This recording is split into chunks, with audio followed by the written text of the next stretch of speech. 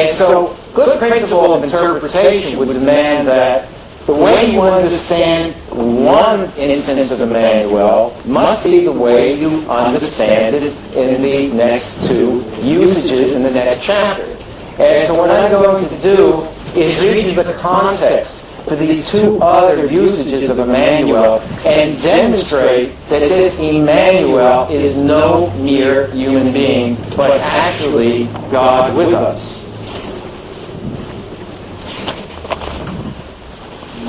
And so if you have your Hebrew scripture, you want to follow along. Yeah, I'm with you. This is from Isaiah 8, and I'm going to read from 6 to 8.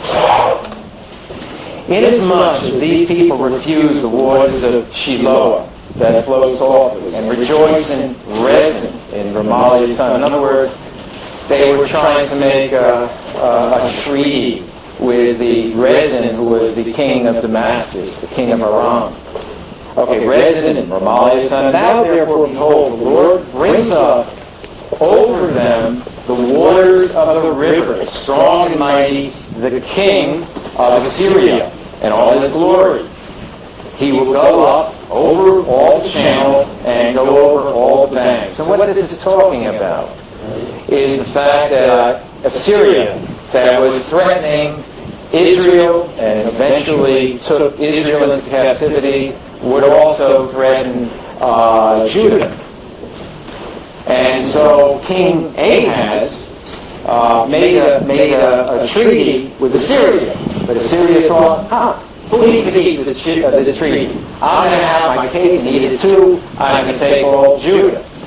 And so it says that this king and his army passed over the channels and went over the banks. And he will pass through Judah. He will overflow and pass over. He will reach up to the neck, and stretching out of the wings will fill the breadth of your land. What it's talking about there is that Assyria, the nation of Assyria, will gobble up all of Judah except the neck.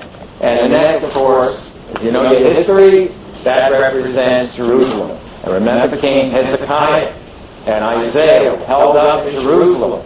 And Isaiah brought out Hezekiah a prophecy, because Hezekiah and all the people came before the Lord, and they humbled themselves, they cried out to God, and God sent them an incredible rescue. That night, the angel of God went out among the Assyrian army and destroyed 185,000 of the Assyrians. When the king, Sennacherib, got up the next morning and saw his army was destroyed, he took the rest of the army and he went back to Assyria, and that was the end of the Assyrian invasion.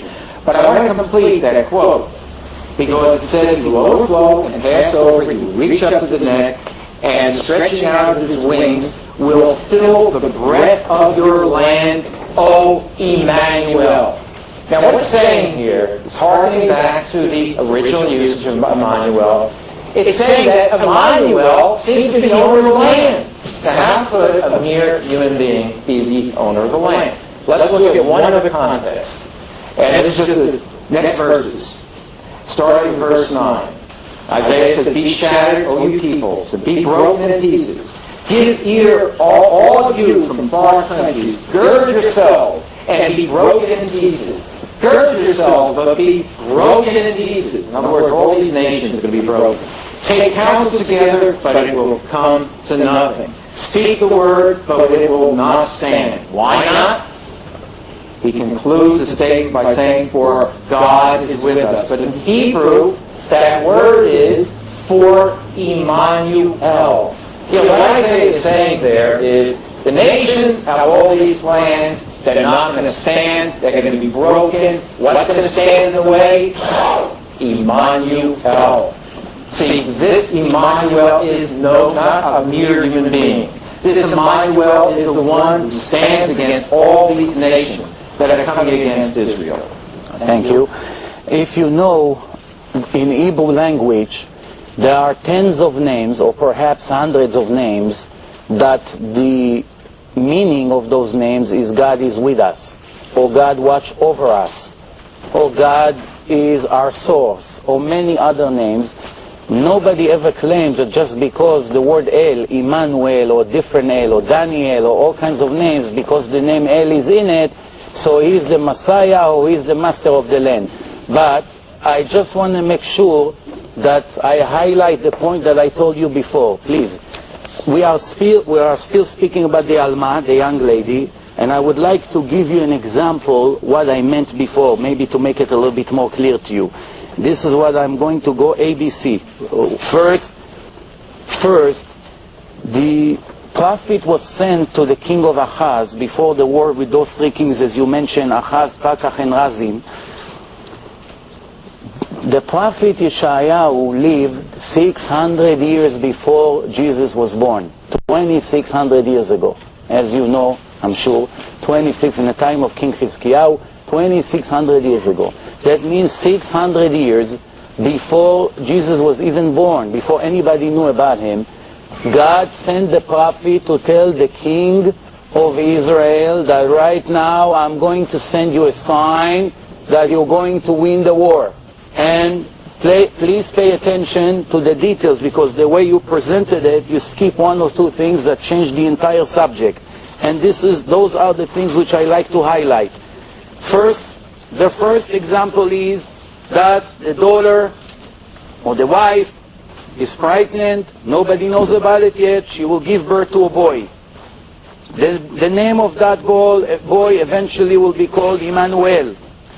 This boy will eat delicious food, such as butter and honey, even though, remember, the prophecy described that in this particular moment, there were ambush around the land, starvation, there is nothing to eat, even simple basic food are not in the existence. Comes the prophet against all odds and tell him, this son that will be born will already eat like a king, even though he's still not even an infant. And before he will know to tell the difference between good and bad, the country will be redeemed from the enemies. Tell me please, what's the connection between the sign that God sends 600 years before Jesus was born, God sending a sign to the people of the land that the wife of the king or the daughter is going to have a baby, and this baby would live like a king, even though right now it's hard to believe that in 9 months the situation will change completely. That's how you know that God is serious about what He promised. Now remember, the word Alma, I insist, without any doubt, means young lady. Nowhere in the entire Bible it says that Alma means a virgin. I would like to give you a proof for that, in case you have a doubt. It says like this: the way of the eagle in heaven, in the way of a boat in the middle of the ocean, the way of a man with relation with the young lady, Alma. I will translate. The same way when an eagle flies in the sky, he does not leave any track. Nobody knows that an eagle was there 5 minutes ago. There's no track. The same way when a boat passed in the ocean, 10 minutes later you don't have any tracks. A man that have relation with Alma, okay, leaves no track. Based on your translation, it should have been the opposite. Because the word Alma, it's a young lady, another virgin. And remember, if we were talking about a virgin woman, for sure a man leave a sign. After a man have relation for the first time with a virgin woman, the verse should have said the opposite. The same way a man leaves track after having relation with a virgin, and the verse say exactly the opposite, which is a clear proof to the fact that we are talking about a young lady, has nothing to do with a virgin. And this is what you've been using for many, many years to tell the people that there's a prophecy that's speaking about a virgin, knowing this prophecy has nothing to do with Jesus. Remember, this is in different context, 600 years before, and the signs that the prophet gave the nation of Israel never happened in the life of Jesus. Jesus did not born into this situation and live this life like a king. In his life, they didn't need a sign that the enemies would leave the land, and in 9 months, what's the connection? Why would God come to the king now and give him a sign to this existing moment about something that is going to happen 600 years when they have no connection whatsoever? But not only that, remember that so far from the beginning of the conversation, I asked you about the 25 differences between one book, which is Matthew, and the other book, which is not supposed to contradict. If God gave the descendants of King David, it has to match 100%. A normal human being does not need more than one mistake in a book that someone is claimed that God gave it to know that it's not a divine book.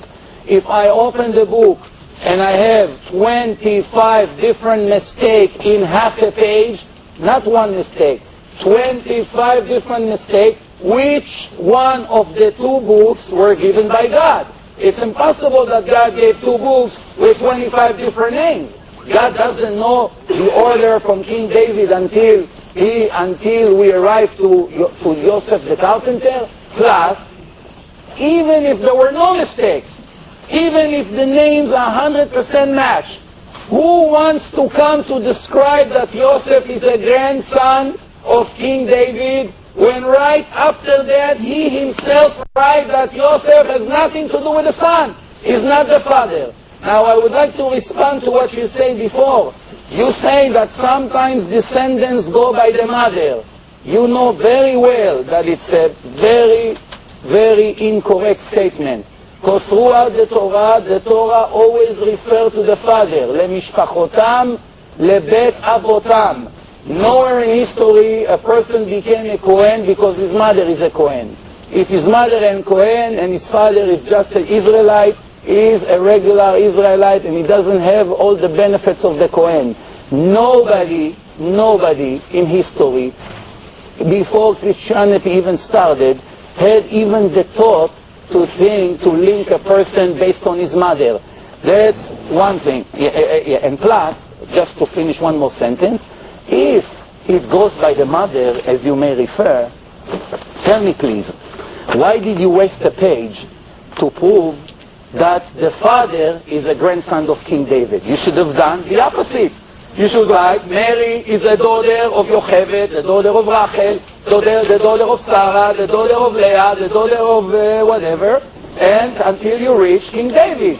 There's no indication that you were trying to link Miriam to King David. And you agree that King David is not the father of God. You understand that. So please answer me this question. Just to that particular question that we left open from before, the 25 contradictions and the father and the son and Joseph and everything that I just mentioned.